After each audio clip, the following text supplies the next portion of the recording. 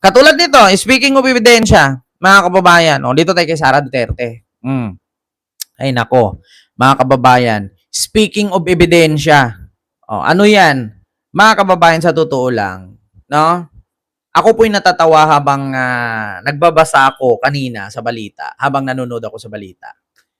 Kasi, sabi ni Sara Duterte, mga kababayan, sa mga interview, may ano daw, kakasang malakihang rally sa harap ng ICC. Sabi ko, putang ina, mag-rally na naman sila. Dahil nga sa rally nila nung una, hindi nakauwi si Digong, mag-rally ulit sila ngayon. So, paano pa magka-uwi yan? Di ba? Kakasa daw sila ng malakihang rally sa harap ng ICC. Mga kababayan, di puga. Lintian, gid ba? Si Sara walang kadala-dala, no?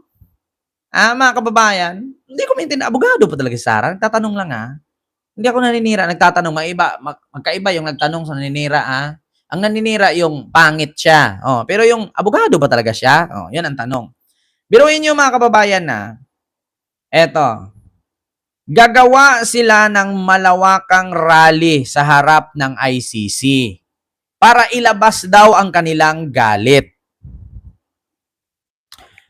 So, hindi nila inisip mga kababayan, mag-rally sila dun, magsigaw-sigaw sila dun, tatawagin nilang kangaroo court, mga putang ina itong mga itim na abogado, mga pangit na nila lang, hindi makaintindi ng Bisaya, kasi puro mga Portugis, puro Latin. So, mga kababayan, do you think, sa rally nilang ito, ano ang consequences ng rallying ito? Makakalaya ba si Digong? Hindi. Bakit? Dapat nga luluhod kayo sa harap ni Digong, kausapin yung mga prosecutor, maawa kayo ama namin na sumasalangit ka, ginoong gagmay, dagugpurol, panabangi, magdasal, no? Kung pwede nga lang gawin yung magluhod kayo sa harapan, luhod, gapang halikan nyo mga paanong prosecutor, pauwiin yan si Digong. Pero yung ginagawa nyo, hinahamon nyo yung prosecutor, putang ina nyo, makauwi pa kaya yung matanda na yung uuwi may pantay, ang paa, nakagarapon. Continue, ito. Ay, Diyos ko. Wala na. Walang balak si Sara, mga kababayan, pauwiin tatay niya. Sa totoo lang, mga kababayan, wala talagang balak si Sarang pauwiin yung tatay niya. Bakit? Kasi kung gusto ni Sarang makauwi ang tatay niya, hindi siya gagawa ng ganyang hakbang. Mas lalong manggagalaiti ang mga ICC prosecutor sa gagawin nila. Kakasa sila ng malawakang rally at ilabas ang kanilang galit na. Di pagmumurahin ninyo ngayon, yung mga taga-ICC, pagbabastusin ninyo, so ano mangyayari? Sa gagawin ninyo yan, makauwi ba si Digong? Hindi. Mabubulok siya dyan. Continue. Ito. Wala kang humingi ko Kaugnay? Wala kang humingi ko Ito, mga kababayan. Nung pumayag ako na tumakbo, Yan na, ito. meron tayong rally sa Wednesday, July 29 sa harap ng ICC. And this is a free Duterte Now rally. And we will talk about the injustice that was done to President Rodrigo Duterte. Pinaalam ko ito kay President Duterte at sinabi ko sa kanya na I do not think this will help your case since from previous rallies napapansin namin. Biruin mo, abogado ka. Alam mo na sa sarili mo na hindi ito makakatulong sa mga kaso. 'Di ba? Sabi niya, hindi ko alam kung itong gagawin namin ito ay makakatulong sa kaso niya. Kasi nung dating rally nila, yun ang ginamit ng ICC kaya hindi pinayagang makalaya. Tapos ngayon kakasa kayo na panibagong rally. Utot ninyo. Baka nga, lusubin niyo yung buong loob ng ICC, baka bigla kayo pagbabaril, pagdahulin. Ito, ako nanawagan sa mga DDS. Kasi ito, yung rallying ito, threat ito banta ito sa mga opisyalis ng ICC. Dapat nga mayroong translator dito na maghatid or magpaalam sa ICC na banta ang gagawin nila. Bakit? Rally para ilabas ang galit. So, anong ibig sabihin kapag galit? Diba? When emotions are high, the intelligence is low. Baka ngayon, habang nagsisigaw-sigaw sila, bring him home, mga punyeta kayo, mga abogado dyan sa loob ng ICC. Baka may mga hawak silang kahoy at bigla nilang pinaghahampas at pinagbabato yung ICC. Alam nyo ba, ang mangyari sa inyo, madideport kayo, guys. Madideport kayo. Problema ninyo, alam nyo, Anong sabi ni Sara? Gagawa ng rally para ilabas ang galit. So, ang consequences dito gulo. Ngayon, kung ikaw, isang DDS, nasasali dyan sa rally na yan, tas gulo, kasi ilabas daw ang galit eh. Saan ka nakakita na ilabas mo yung galit mo, tapos nagtatawanan kayo? Ano kayo, mga baliw? Anong sabi ni Sara? Ulitin ko ha. Saan ka nakakita na nagrally na ilabas ang galit, tapos nagtatawanan kayo? So, baka may sayad na kayo kung ganon. Mga baliw kaya kung ganon. Di ba? Nakuha ng ICC yung mga sinasabi natin at ginagawa nilang basihan sa kanilang mga desisyon. And then he said na bakit pa kayo mag-rally? What for? Yeah, sabi ko, para lang malabas namin yung galit namin. At Bakit daw mag-rally? In what for? Para daw mailabas yung galit namin. So, imagine, pag sinabi mong mailabas yung galit, pag sinabi mong ilabas yung galit, ibig sabihin, may gagawin kayo hindi maganda. Galit ka eh. Saan ka nakakita ng galit? Putangin naman. Baliw kung ganun. Ilabas ang galit. Saan ka nakakita? Parang si Robin lang eh. Saan ka nakakita? Takas ba yung naglalakad kami? Aba, hindi na pala pwedeng itakas ang maglakad. Gusto ni Robin lumipad. Binigkas ni Sara yan ha. Rally para ilabas ang galit. So, pag sinabi nating galit, alam nyo na kung anong consequences ng galit. Saan ka nakakita ng galit tapos nakangiti? Ano yung buang lang? Baliw. Baliw kung ganon. Buang. Para ilabas ang galit. So, alam nyo, dapat maalarma at malaman ng ICC itong gagawin nilang rallying ito. Kasi, pag sinabi mong ilabas yung galit, di ba? Threat yan. Hindi alam ng mga taga-ICC kung anong gagawin nito kasi nga, kino-convince ni Sara na mag-rally para ilabas yung galit. Paano kung biglang pinagbabato yung harapan ng ICC, puro salamin yan? Paano kung biglang nilusob yung loob ng ICC? Di ba? Pakinggan nyo, pakinggan nyo. And then he said na bakit pa kayo mag-rally? What for? Yeah, sabi ko, para lang malabas namin yung galit namin. At marinig ng buong mundo yung galit ng mga Pilipino sa ginawa sa iyo. Di ba? Para malaman at mailabas yung galit namin at marinig ng buong mundo ang galit ng Pilipino. Di ba? Ito, banta ito eh. Threat ito. Paano kung may lalabas dyan na isang ICC prosecutor sa pinto at biglang binato? Kasi galit ni. Mga kababayan, wala naman po sigurong galit na bring him home! Bring him home! Bring him home! Buang lang po ang gagawa nun. Galit ka na nakangiti. Buang ang ganong tao. Kasi pag sinabi mong galit, anger, saan ka nakakita ng anger na tumatawa? Tang inang yan. Buang pag ganun. And then sabi niya, okay, bahala kayo kung yan.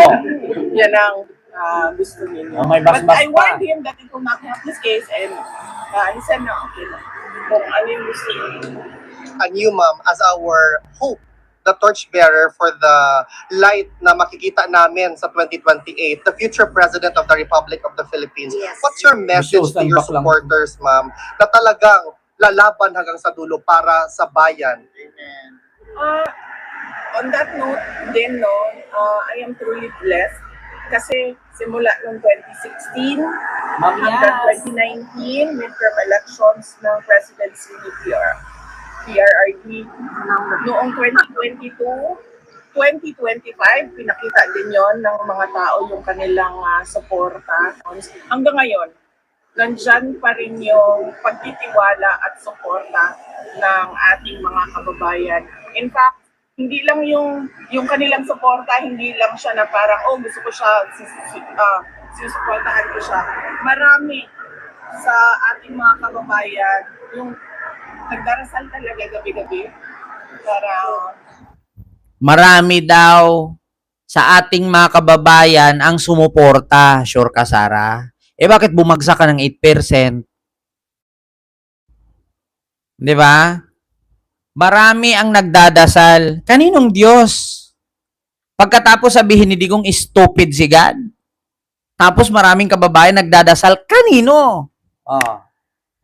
We pray for Inday Sara, we pray for the Duterte family, we pray for President Duterte. At hindi ko alam kung saan nanggagaling yung ganyan kalakas na pagtitiwala. At Hindi daw niya alam kung saan galing ang ganyan kalakas na pagtitiwala. Ha? Sarah? Hindi mo alam kung saan galing yung ganun kalakas na pagtitiwala? May lakas pa ba? Ewan ko lang siguro sa mga nakita niya malakas siya. Pero para sa akin, bumagsak siya, 8%. Nagmamahal, nagdadasal, nagtitiwala, hindi niya alam kung saan galing. Kahit umuwi ka nga ngayon ng Davao, mumurahin ka ng mga taga Davao eh. Sila doon lubog sa baha, samantalang kayo dyan, nagpa-party-party kayo sa iba sa Spain. Di ba? Hindi mo alam kung saan galing yung suporta na pinagdasal kayo, sinuportahan kayo. Do you think pag umuwi kayo ng Davao, ano sasabihin ng mga taga Davao sa inyo? Di po uga, kayo mga lintian kayo. Si General Torre nga, di nakatiis salita eh. Ano to, taon-taon na lang babahain kami? Ano to, normal na lang ba yung ganitong baha? Kung normal lang pala yung ganyang baha, ba't kumuha pa ng 51 billion flood control? Di ba? Do you think? Susuportahan kayo ng mga tao? Loso ninyo? Ito din kasi ang pinaka nagtataka ako sa mga DDS eh. Alam yung nilunok na kayong lahat. Tapos yung hanapin mo kung nasaan yung 51 billion, ang sagot nila, hayaan mo yung 51 billion, barya lang yun sa ninakaw ni BBM. Barya lang ang 51 billion, putang ina mo, wala ka nga 10,000 ngayon sa wallet, ura-urada pag hanapan ka. Tapos yung 51 billion, barya lang. Putang inang yan. Kung ang 51 billion barya, alam mo ba yung salitang 51 billion? Alam mo ba yung 1 billion? Buong kama mo na. Yung 1 billion, kung gaano kalaki ang kama mo, queen size bed, ganyan kalaki ang 1 billion in 1,000 cash. 1,000 banknote. Puro tag 1,000. Yung buong kama mong queen size bed, yan, ganyan kalaki ang 1 billion. Pahaba. Hanggang dito mo yan, hanggang sikmura mo ang 1 billion pag tumayo ka. 'Di ba? Tapos sasabihin mo ang 51 billion barya. Ang inang yung barya na yan. Kung hanapan nga kita ng 10,000 sa wallet mo ngayon, wala kang may pakita. Tapos barya lang yung 51 billion.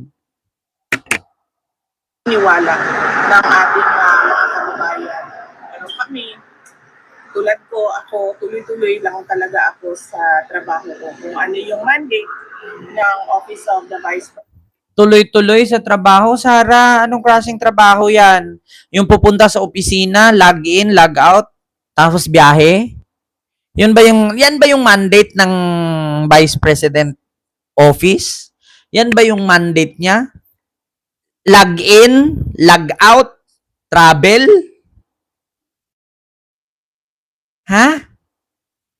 DILG Secretary Junbic Rimulya, pwede mo bang paki-explain yung definition at yung mandate daw ng BP? Yung mag-log-in, log-out, tapos travel, mandate daw, tuloy-tuloy ang trabaho. Ano ba yung trabaho ni Sarah? Yung mamumulot ng basura sa bundok, yung magtanim ng puno, 1, 2, 3 puno lang, di natin alam kung tumubo ba sa lakas ng ulan. Baka nga natamaan or napakan na yun, nalata na yun eh. Tapos yung gagawa ng libro, tapos pag nabasa ng yagit yan, pag pinunit-punit, magbarado pa sa kanal, magkukos pa ng baha. Yan ba yun? Yung pagtatrabaho niya? Nako. Sa totoo lang mga kababayan, ultimo pagtaas ng kuryente, walang naitulong si Sarah. Ultimo pagtaas ng tubig, walang naitulong si Sarah. Pagtaas ng bilihin, pagtaas ng gasolina, walang naitulong si Sarah. Tapos sabihin niya, nagtatrabaho. And apart from being the Vice President, apart from the Vice President being a constitutional successor, kung ano yung mga merong budget na mga programs and projects sa loob ng aming opisina, yun Kita nyo mga kababayan, dami daw silang project. Hindi ko nga naramdaman. Ano kaya yung project na yan? Yung magpakain ng lugaw? Yung nabagsakan ka na ng simento, nabagsakan ka na ng yero dahil naglindol. Tapos, gutom ka na. Bago ka makakain ng lugaw, ilista mo na yung pangalan. Tapos ang ibigay sa'yo, sabaw lang kay lugaw nga ni. Yan ba yung trabaho? Yung tao naghihingalo na, kailangan kumain kasi 3 araw na natambakan doon sa ilalim dahil naglindol. Tapos kailangan patayuin mo pa papirmahin bago mo bigyan ng isang mangkok na sabaw. Imagine ninyo mga kababayan, nagtatrabaho daw siya. Yes, o sige, accept na yun na trabaho yun. Pero yung tao nalindulan, ang bahay mo, 3rd floor, may basement, biglang kumulaps yung bahay. Nandun ka galing sa ground floor, natabunan ka doon. Tapos ilang araw ka bago na-rescue, gutom ka na. Ilista mo pa yung pangalan mo bago ka bigyan. Tapos okay lang sana kung ibigay sa'yo is steak, king crab. Ang ibigay sa'yo, sabaw ng lugaw, isang mangkok. Tapos papagurin ka pa magsulat pirma, alam mong nabugbog ka na, natambakan ka na ng simento. Kasi galindol nga ni. Tapos, pareho-pareho lang yan nung nasaksak ka sa gilid, bumao na yung kutsilyo. Kasi pag nasaksak ka, bumaon yung kutsilyo, hindi mo pwedeng bunutin yun. Kasi pag binunot mo yun, baka may matamaang organ, ay ikakamatay mo. So, imbis na nakataop na yung kutsilyo sa gilid mo, pagdating mo sa ospital, tatanungin ka pa, address, sino guardian, ilang taon, saan nakatira, anong trabaho, may valid ID. Putang ina, naghihingalo na yung nasaksak dito, nakataop yung kutsilyo. Tapos tatanungin, saan nakatira, address, sino guardian, anong trabaho, valid ID. Wala, namatay ng kliyente, namatay ng pasyente. Ganyan mga kababayan. Sinong naka-experience ng ganyan, naghihingalo na, halos namulupaypay niya, tapos pupunta ka pa doon sa harapan. Pangalan, edad, address, valid ID, anong trabaho. Napatay na. Na-hemorrhage na kaysa sobrang dami na ng dugo na pumatak. Ang dami pang kuskus balungot. Ganyan ba yun, Sarah? Ganyan ba yun? Yun lang din at yun ang ginagawa namin. VP Inday, on behalf of the Filipino all over the world, asahan niyo pong suporta namin sa 2028. Duterte! Kayo lang. Huwag kayong mangdamay. Mag-iahak kayo, mga animal kayo. So, yun po yun mga kababayan, yung reaction natin dyan kay Sarah na may planong mag-rally nga daw sa ICC. So, wala na talagang pag-asa. Hindi ata gusto ni Sarah makauwi tatay niya. Hindi talaga gusto ni Sarah at walang balak si Sarah pauwiin ang tatay niya, mga kababayan. Bakit? Kasi nga, kung naalala ninyo, rason sa mga interim release ni Digong na bakit hindi siya pinayagan 3 beses na interim release dahil sa ginawa nilang panggugulo sa harapan ng ICC. So, kaya ginamit ng ICC yun, hindi pinakawalan si Digong. Ngayon mga kababayan, kakasa sila ng malawakang rally sa harap ng ICC at ilabas yung galit nila. Do you think makauwi pa ba si Digong? So, sa madaling salita, walang balak si Sarah pauwiin tatay niya. Balak yata ni Sarah bulok sa kulungan yung tatay niya. Uwiin siguro kagarapo na para hindi mahirap, hindi mabigat. 'Di ba? Ay, naku, walang balak si Sarah pauwiin tatay niya.